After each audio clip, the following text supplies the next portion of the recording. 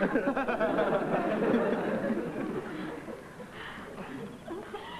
did anyone hear what I said? Yeah, it sounded like... How do you spell that, Dad? Deborah, is something bothering you? Yes, something is bothering me. Yes, I am bothered. Yes, you could say that. He just did. Well, would you like to tell us all about it? Can't you see? No. Dad, I mean, take a look at yourselves. Look at Nudge, for example. Oh, no, I don't want to. Has he finished his golden syrup sandwich yet? Yeah, all finished, Mr. Kelly. Oh, hang on, I missed a bit. It's safe to look now, Dad. Well, he looks fairly normal to me. Dad, he's displaying all the energy and fire of a beached whale. You all are. We're relaxing. You're not relaxing, you're rotting. Oh, put a sock in it, Dad. We're watching TV. Watching TV, that is so predictable. Well, we're not. We're playing drafts. Well, that's predictable too. I mean, doesn't that drive you mad? No. Oh, why can't we do something different? What, you mean play Ludo instead of drafts? Oh, can't you see? Our lives are sunk into a rut. We're so normal. It makes me sick. Deborah, what are you going on about? Every day, every night, it's the same predictable thing. I mean, we behave in such a middle-class manner. This is because we're middle-class people. Yeah, what do you want us to do? Storm the motor registry and close it down? Nobody'd notice if we did. I want us to do something outrageous, something unpredictable, something that no one else would ever dream of doing. You want us to watch SBS? Well, that would be a start, at least. We're so conservative. Our thinking is conservative. We're bland. We've got no opinions on anything. Oh, I don't know about that. See, there you are, no opinion. Well, Deborah, what sort of opinion would you like? Well, do you think we should be mining uranium? Not right now. I want to watch a country practice first. That's not what I meant. But if you like, I'll mine it with you at 8:30. There's nothing on then. Dad! Debbie! What? Shut up! See? Even her brain is ruined by our middle-class conservative behaviour patterns. Yeah, I reckon Debbie's right. Oh, at last. One whale off the beach. Good on you, Nudge. Yeah. Let's do something really wild. Yeah, great. What do you want to do? Let's go down to the mall and get tattooed. Tattooed? Why would I want to get tattooed? Well, I'll let you go first. Well, what's the point in that? Well, if it hurts, then I won't get one. Look, Deb, could you stop carrying on and get me a cup of tea, please? Dad, have coffee. I don't want coffee. Well, juice then, please, for me. Break the mold. Do something out of the ordinary. But I always have a cup of tea at 7:30. Yes, but why? I mean, have you ever wondered why? Because I always want a cup of tea at 7:30. All right, look, Deb, you want to do something totally outrageous? Yes. Something really different? Yes. Something that you've never, ever done before? Yes. Good. Go and clean up your room.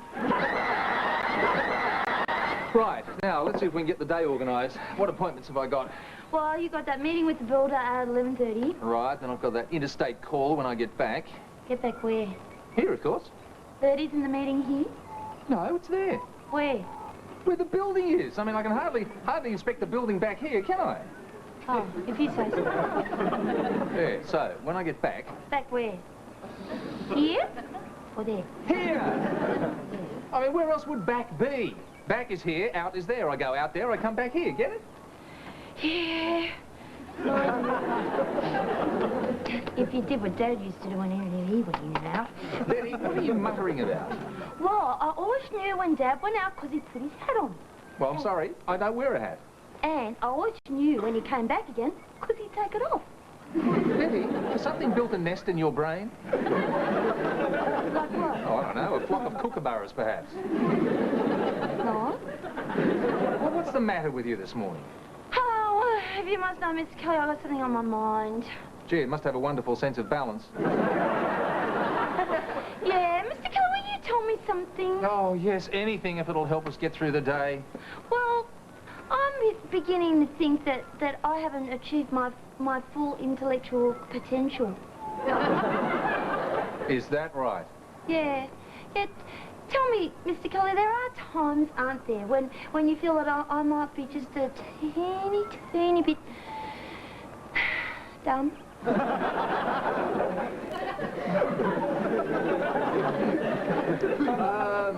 Betty, what's my next appointment after the phone call? Oh, no, Mr. Keller, go on. You can tell me. I promise I won't be insulted. Oh, no, Betty, we don't want to talk about this. Honey, see, it's not my fault. Because, see, I never finished school. Oh, I didn't know that. Yeah, well, after year 8, I never went back to school. Why not? Because it burnt down. Oh, right, because there was a bushfire. Was it? I don't know. Maybe the flames from the school started it. No, Betty, I'm asking you, did the school burn down because there was a bushfire? Oh, no, it burnt down because Fat Jocelyn wanted to take welding classes. Oh, I see. Well, She sat on a hot nozzle and she jumped up and knocked over Jimmy Blackwell just as he was Betty, fighting. I don't want to hear this. I don't even know why we're discussing your education, or Walgett School, or Fat Jocelyn's blistered bottom. Honey, see, that's what's delaying my charge up the corporate ladder. What, Fat Jocelyn's bottom? The fact that I never finished school. But I'll fix that. Oh, you have? What have you done? I've applied for night classes. I'm going to finish my high school certificate. Oh, Betty, that's wonderful. I'm proud of you. Yeah, well, I've got to pass my entrance exams first, though, bud. Entrance exams? What in? Maths, geography and English. Oh, that could be a bit tough. Yeah, well, I have to brush up on my maths and geography, but the English should be all right. Should it? Yeah, well, I speak English, don't I? When? Oh, come on, you lot. Let's get going. Where is everyone? Well, I'm right here, Mr. Kelly. Oh, of course you are, Nudge. I suppose I should have realised that. Dad, why do we have to go to this confirmation? Because Aunt Lucy and Uncle Peter asked us, and Jeffrey's your cousin. But he's not really, and they're not really our aunt and uncle, so why do we call them that? Well, because we've known them for a long time, and that's what people do. But why do we have to go? Even you don't like them that much. Well, they've invited us, and it's the polite thing to do. And you couldn't think up an excuse fast enough. And I couldn't think up an excuse fast enough. Why do we have to go with you? Because if I have to suffer, you have to suffer. You ready to go, Mr. Kelly? I'll finish typing this letter for you to sign. It's only taken 4 hours. Yeah, I'm getting much better, aren't I? 4 hours to type one page? Yes, well, she got tired halfway through and had to have a little nap. Well, actually, when you think about it, Betty's the only real cousin we've got, isn't she? Well, if you're only going to have one, you might as well have the best. Actually, you realise Betty is only your second cousin. Yeah, that's right. It's really annoying. What's the matter, Betty? Well, I never come first at anything, and this time, even though nobody else has come first, I still come second. Betty is Simon's second cousin. How is she related to you, Mr. Kelly? Nudge, let me make one point perfectly clear. Betty is not related to me in any way, shape or form. Deborah, we are waiting here. Oh, it's about time, too. Why can't your sister ever be ready? Why do we have to stand here? Right. Let's go. Wrong. Let's not. Well, Deborah, we're going to a confirmation, not to a Stevie Nicks lookalike competition. Now, go and get dressed and do your hair. I am dressed, and my hair is done. Can't you see? This is an expression of myself. The real me has finally escaped. Well, I suppose we better get going before the real you gets locked up again. Simon? Yes, Dad. If she starts singing Rhiannon, throw your jacket over her head. And don't worry, Mr. Kelly, I'll mind Jenny while you're gone. Nudge, Jenny's coming with us. Oh, yeah, well, in that case, I'll mind the fridge for you.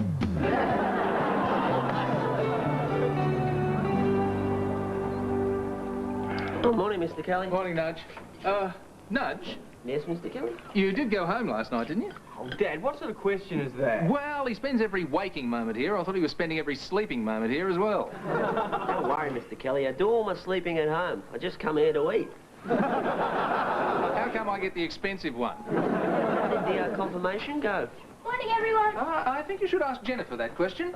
Dad, I said I was sorry. I just dozed off for a minute, and then when I woke up, I didn't know where I was. And what happened? It was no big deal, really. No big deal. She woke up just at the time where the bishop had to give Jeffrey a little slap on the cheek. Why? Was he talking during the sermon or something? No, it's symbolic. It's part of the ceremony. Well, I didn't know that. I'm just a kid. Yes, but it was hardly the time to yell out, "Hit him again!" and deck him, your eminence. Yeah, Jan, you should have more respect for the occasion. Oh, don't you talk. You'll know better. Mate, I didn't do anything. Oh, have you forgotten that little incident at Jenny's christening when you were 5? Yeah, well, that was nothing. Yeah? You drank the holy water and blew out all the candles. just an honest mistake. I thought it was someone's birthday. Anyway, what with Jenny trying to turn things into a 10-round title fight and Debbie wafting around like something from Rent-a-Nun, it was an evening I'd rather forget.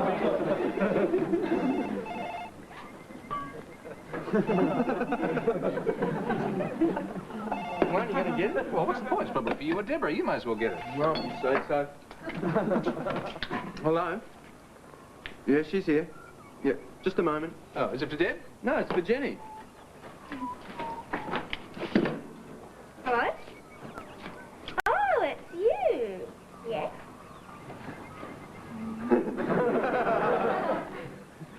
Just a moment. I'll take this in the other room. And don't you go near that phone, Simon. I don't know, they just said, can I please speak to Jenny, please? Yeah, but was it a boy or a girl? Well, at that age, you can tell.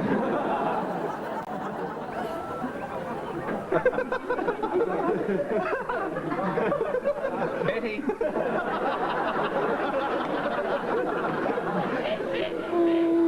Haven't you got anything better to do? Oh, no, Mr. Kelly. I've only got some typing and some filing. Is that right? Yeah, but I'd much rather do this, thanks. I certainly wouldn't want you to interrupt your working day with actual work, but...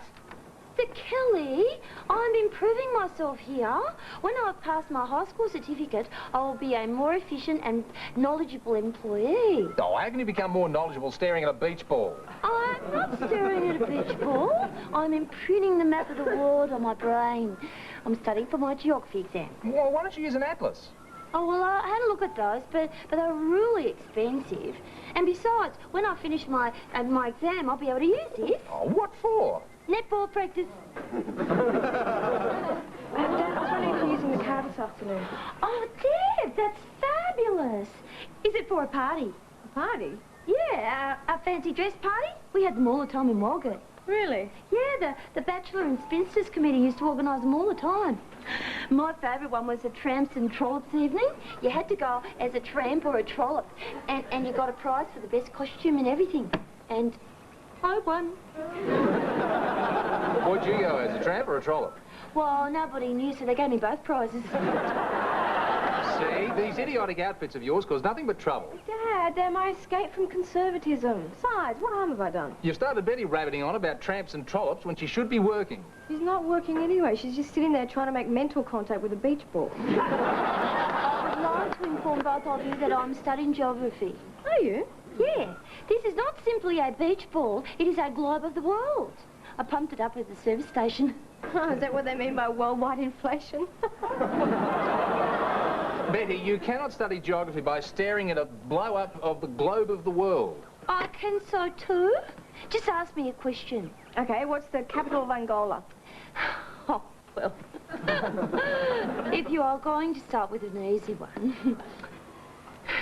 What was it again? The capital of Angola. It's in Africa.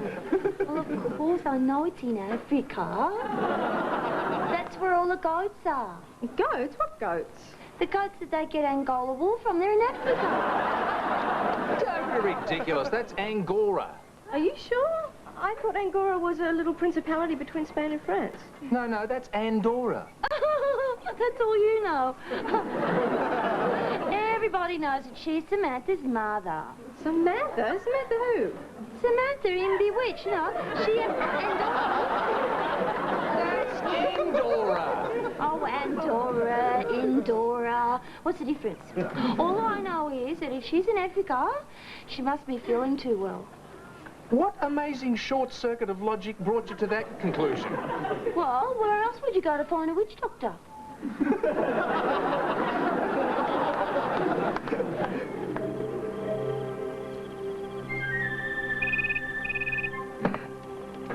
Hello? Hello? Is there anyone there? Oh, Gee, that drives me mad. Who was it, Dad? Oh, it's one of those nuisance calls. That's the third time this evening. Why don't you just blow a whistle down the phone? That'll fix it. No, you don't want to do that, Mr. Kelly. It can be dangerous. That's right, Nudge. Deborah, I'm surprised at you suggesting such a vindictive thing. Nudge has more consideration, haven't you, Nudge? Well, not really, Mr. Kelly. It's just that I tried it once and the noise went in the mouthpiece, out the earpiece, into my ear, and I was deafened for a week. No, you're supposed to hold the phone away from your own ear. Eh? Oh, yeah, that'd work. Do it that way, Mr. Kelly. I'm not going to do anything at all. Oh, if that's that same I'll person... get it. Hello? Yeah, she's here. I'll just get it for you. Hang on. Jenny, phone for you! Jenny, who'd be calling her at 9 o'clock at night? Just a boy. Well, how can you tell it's a boy? Cause you say, hello, can I speak to Jenny? It's Justin here. Jenny, oh, Justin, the phone for you.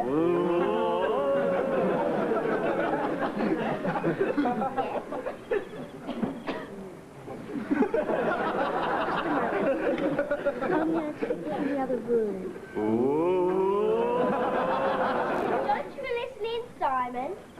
Oh, isn't it cute? Jenny's got a boy ringing her up. No, it's not cute. It's the start of a nightmare. It's another 3 years of chasing off hordes of mini lectures as they pursue my daughter. Being peered at by pimply faces hiding behind garbage bins. And not having anybody talk to me when I answer my own phone. What, those nuisance calls? Yeah, they're probably boys ringing up for Jenny. Yeah, Dad, don't you know the rule? When a father answers the phone, hang up. Especially Mr. Kelly. Why especially that? Yes, why especially me? Well, you know what all the kids call you, Mr. Kelly? I hope they call me Mr. Kelly. Not quite. Well, what do they call me? The Doom Bringer. The Doom Bringer? Oh, the Hanging Judge.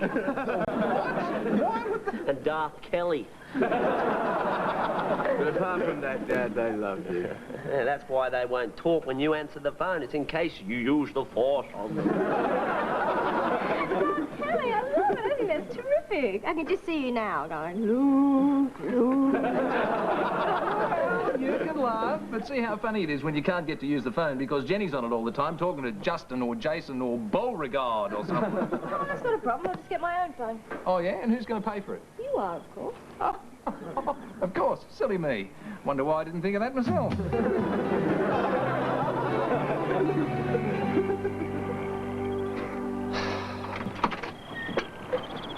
Oh, hi, Dad. What are you up to? Oh, I'm just going to change the light globe. It's been out for a couple of days. Oh, hang on. You're terrible on step ladders. You wobble and tremble and turn green the moment you're 3 feet off the ground. Oh, yeah, that's right. Just let me put this down. Okay, away you go. What do you mean, away you go? Up the step ladder. I want to see you wobble and tremble and turn green. Get up there. Have you heard from Debbie? She rang earlier this afternoon and said she'd discovered the new her. Oh, has she? She's probably gone and bought another outlandish outfit to parade around in. She's driving me mad with all this. There. And let there be light. And there was. I wonder if that's what God did. Simon, I think God did more than just change a light bulb. Yeah, probably. Anyway, Dad, don't worry about Debbie. Just ignore her. Ignore her? Yeah, she's just trying for attention. I mean, all this we're so conservative stuff is just a front for attention. All girls her age do it sooner or later. How come you know so much about teenage girls? Yeah, all right, that was a silly question. Okay, so I just ignore her. Just ignore her, don't overreact, and be cool.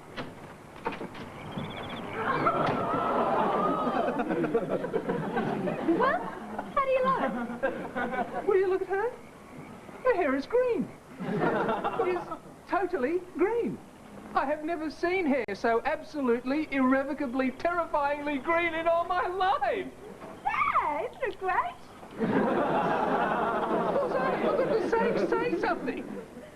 Dad, don't quote me on this, but I think you might have overreacted just a tiny little bit there.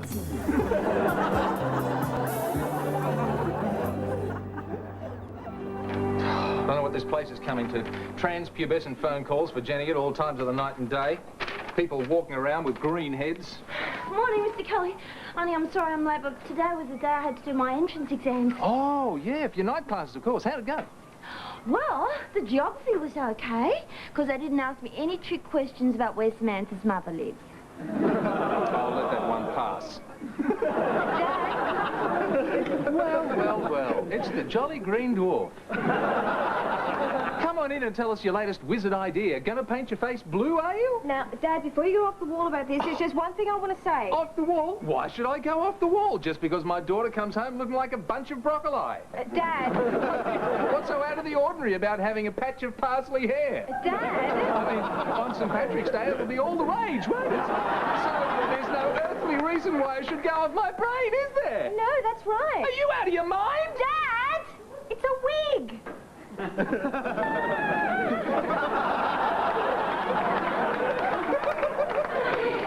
you know that, Mr. Collins? Yes, of course I did.